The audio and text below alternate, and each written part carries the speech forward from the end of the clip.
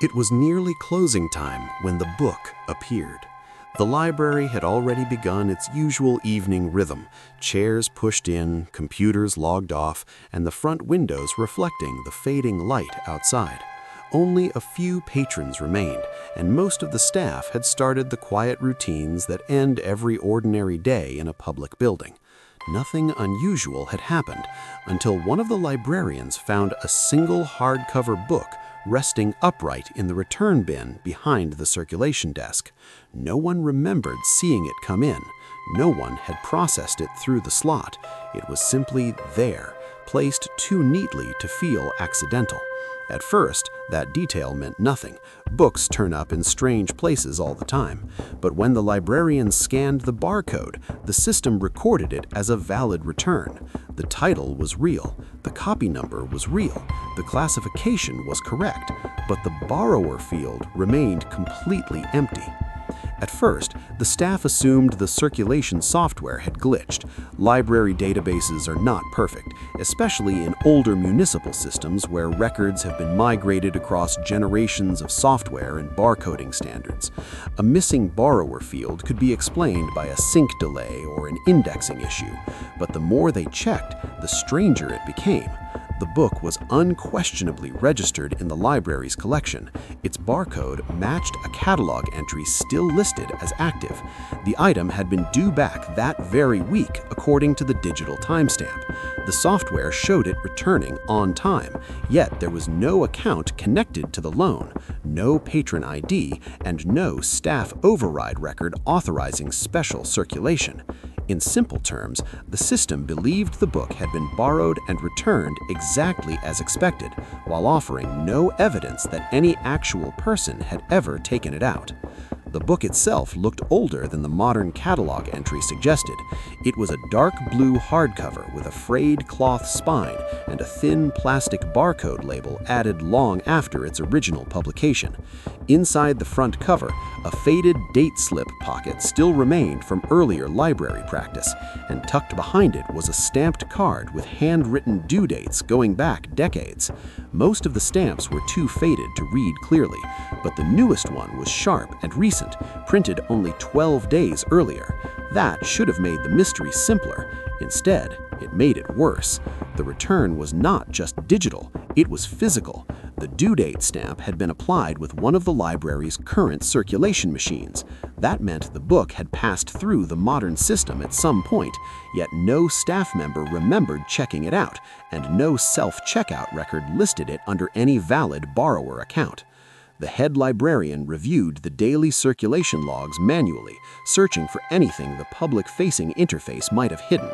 Every normal loan made that week had a chain of records: item scan, patron scan, timestamp, and desk or kiosk source. This book had only half that chain. There was a valid timestamp for checkout and another for return, but the field where the borrower identity should have been was blank in a way the software was not designed to allow. It was not corrupted data. It was shaped like a deliberate omission. The system had processed the transaction as though a borrower existed, but had stored nothing where the borrower should be. The librarian later described the record as a hole cut cleanly into the logic of the database, not because the information was missing through error, but because everything around the absence remained perfectly intact. Attention then turned to the return bin itself. The library had two ways for books to come back, either through the staffed circulation desk or through an exterior metal return slot set into the wall by the entrance. The security camera covering the front desk showed no one bringing the book in during open hours. That left the return slot. The evening footage was reviewed from the last 24 hours, and for most of it, nothing unusual happened. Patrons dropped ordinary books through the slot, staff emptied the bin, and routine continued. But there was one narrow gap in the footage just before the book was discovered. The camera feed did not cut out entirely. Instead, it stuttered. 3 seconds of heavy visual noise, followed by a resumed image of the slot door gently swinging shut. No hand was visible. No patrons stood outside. Yet, when staff checked the bin immediately after that moment, the mysterious book was inside. The title itself drew more attention once the item was isolated for review. It was not a famous book, nor one likely to circulate often. It was a local history volume printed in limited numbers by a regional press decades earlier, focused on municipal building changes and public institutions in the city's older districts. The library owned only one surviving copy, after another had been lost during a catalog transition years before. That scarcity should have made its movement easier to track. It did the opposite.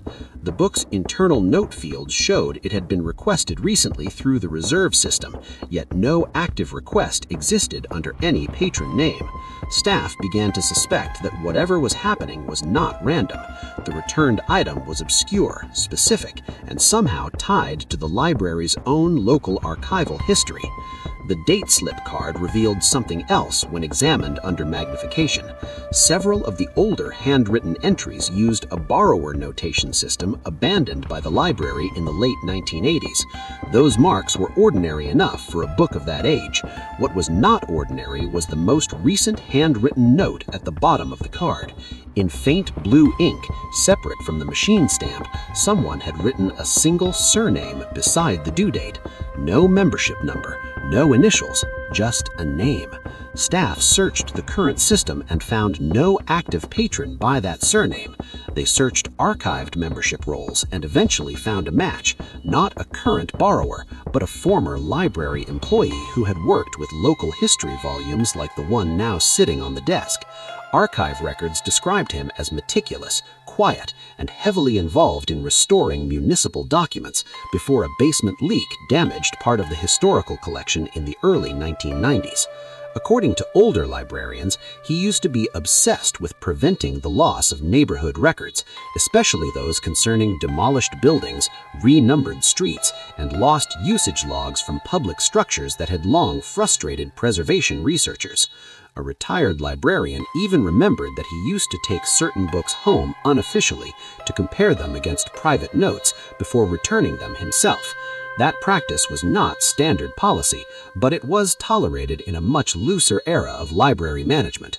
The possibility emerged that the book's strange return might somehow be tied not to an unknown patron, but to a name already buried in the institution's past. The basement archive room was opened the next morning.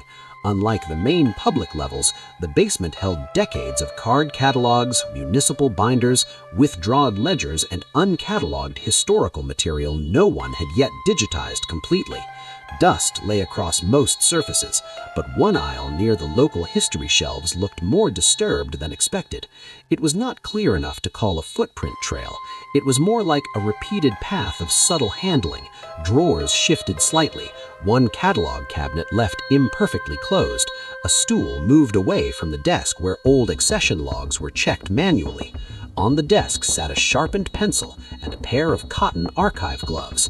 No current staff had been working down there that week, yet the scene resembled a workspace paused mid-task rather than a room standing untouched in storage. Among the old accession records, the librarians found a handwritten withdrawal note attached to the same title years earlier. The note stated the copy was temporarily removed for condition assessment after concerns about marginal annotations added in modern ink, yet no final preservation report was attached, and the system later showed the book as active again without any recorded re-entry process. That irregularity should have been caught long ago, but because the title circulated so rarely, no one had noticed. It now appeared possible that the book had drifted in and out of the catalog for years without ever being properly reconciled. The question was no longer whether the system had failed once.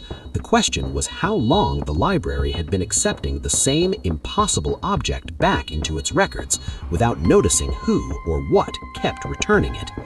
The municipal history content of the book became newly relevant once staff started reading it closely.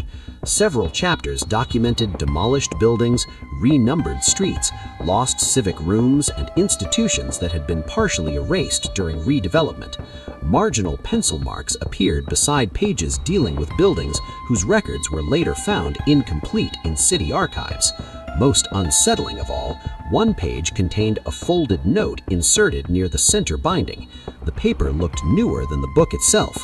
When opened, it contained a single sentence written in precise block letters. This one was still out. No signature, no date, no explanation.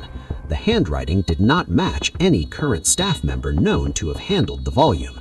The phrase felt like part of an ongoing conversation the library had never known it was participating in. Security footage from the basement archive door was reviewed. The camera there rarely mattered because the room was used infrequently and only by authorized staff. For most of the week, the footage showed nothing beyond ordinary stillness. Then, late on the night before the book appeared in the return bin, the archive latch moved slightly without opening fully. The handle depressed, paused, and reset. No hand was visible. No badge scan preceded it. Moments later, the archive room light visible through the top glass pane turned on. It remained lit for 22 minutes before shutting off again. The door never visibly opened. It happened in a hotel that had been standing for nearly 80 years. The kind of place where polished marble floors and soft golden lighting were meant to create a sense of calm luxury. Most nights ended quietly after midnight, when the lobby emptied and the staff shifted into routine. On that particular night, only a receptionist, one security guard, and a maintenance worker remained on duty. Nothing unusual had been reported. The weather outside was calm, the guest count was low, and the elevators had been operating without issues all evening. Yet shortly after 1 a.m., one elevator made an unscheduled stop in the lobby, even though no call had been placed from any floor and no one was waiting to enter. At first, no one thought much of it. But within the next hour, that elevator would be linked to one of the most disturbing incidents the hotel had ever quietly buried. The receptionist noticed the elevator first because the bell sounded in an otherwise silent lobby. The doors opened slowly, revealing an empty cabin lit by soft interior lights. No guests stepped out, no luggage wheels crossed the marble floor. The car simply opened, waited, and closed again. It should have been dismissed as a routine glitch. Older buildings had strange habits, and luxury hotels often hid their technical imperfections beneath polished surfaces. But a few minutes later, the same elevator returned to the lobby again, opened, and remained there longer than usual. This time, the receptionist walked over and looked inside. Everything seemed normal until she noticed one thing. The floor indicator above the control panel showed the car had just come from a level that did not exist on the public guest map of the hotel. The elevator itself was elegant in the outdated way many old hotels are. Mirrored walls, brass trim, soft ceiling lights, and a floor panel polished by decades of use. The receptionist stepped inside and looked more carefully at the row of buttons. The numbered floors matched the public layout, but one tiny light above the panel still glowed faintly where no visible button existed. It was not a floor number she could press, only an indicator she could see reflected near the edge of the panel glass. When she called security and asked whether there had ever been another level in the building, the guard laughed at first and told her she was overthinking a faulty light. But when he came to inspect it himself, he stopped joking almost immediately. He saw it too. Something in the elevator system was indicating a stop between the 12th floor and the roof service level. The security guard checked the digital elevator log from the front desk terminal, expecting to find a minor electronic error. But the event record showed an actual stop request had been processed. The elevator had gone to level 14A at 12:58 a.m., remained there for 16 seconds, and then returned to the lobby. The problem was simple. There was no level 14A in the hotel's official operating system. The building rose 12 guest floors, followed by a mechanical section and roof access.